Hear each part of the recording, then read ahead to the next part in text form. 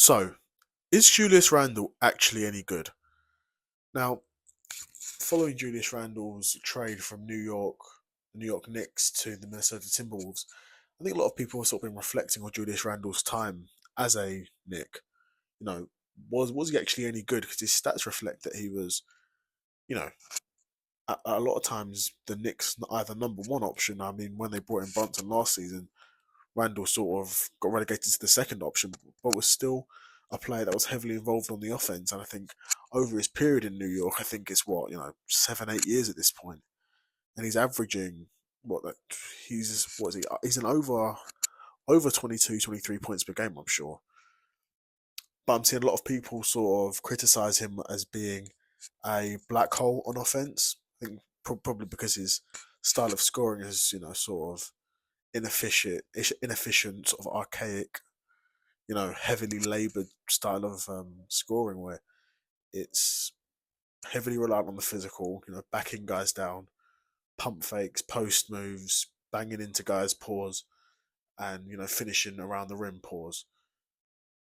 Um, see, a lot of that is a lot of that's what makes up a lot of Julius Randle's buckets compared to compared to who he was traded for in Karl-Anthony Towns, where his scoring is spaced out. It's a lot more varied. He can score it from the three levels, particularly being one of the more premier stretch four slash fives in the league. I think obviously last season we saw Karl-Anthony Towns play a lot more of the four position, where the Timberwolves brought in Rudy Gobert. But to be honest, seeing a Twin Towers sort of lineup of uh, Rudy Gobert and Julius Randle really doesn't over doesn't overflow me with joy. Particularly when you got someone in Gobert where anything other than catching a basketball he sort of struggles with, and then Julius Randle, quite an inefficient way of scoring the ball, and he's quite a ball dominant player.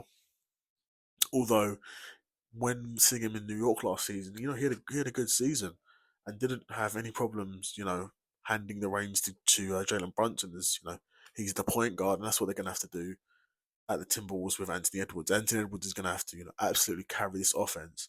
Not like he wasn't last season as well. He was by far their best player last season as well. But at least last season the Timberwolves had one of the, like I said before, one of the more premier stretch bigs in the league assisting with the scoring.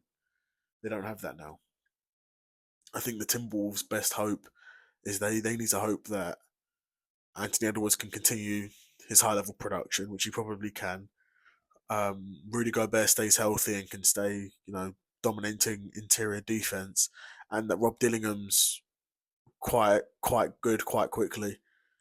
Because there's a partner guard spot that's wide open at the Timberwolves at the moment, I think.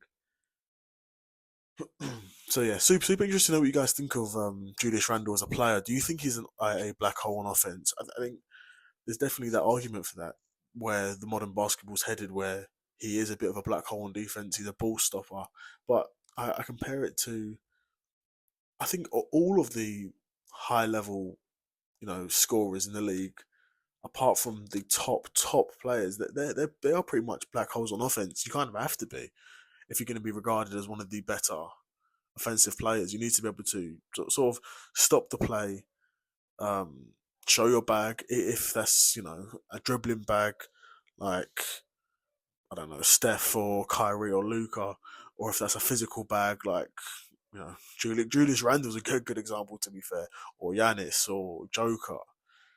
But yeah, I'd be super curious to know what you guys think of Julius Randle. What do you think he's going to look like in the Minnesota Timberwolves with himself and Rudy Gobert playing as the center and power forward partnership? Yeah, I'd be super curious to know what you guys think. Let me know in the comments below. I'm out. Peace.